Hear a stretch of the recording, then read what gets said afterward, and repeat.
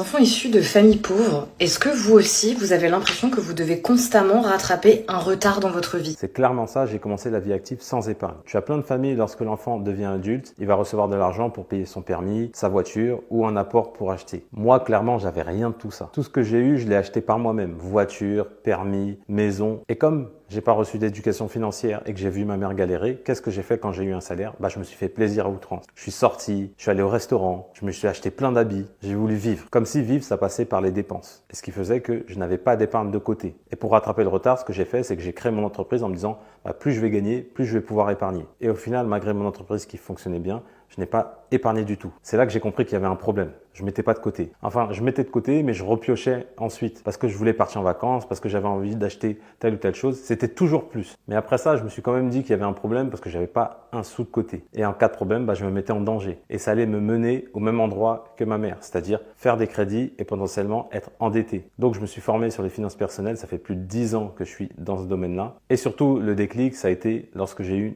une famille. J'ai compris c'était quoi les priorités. La priorité, c'était de constituer un patrimoine immobilier et financier pour qu'il n'arrive pas à faucher dans la vie active comme ça a été mon cas. Pour plus de conseils sur les finances personnelles, abonne-toi.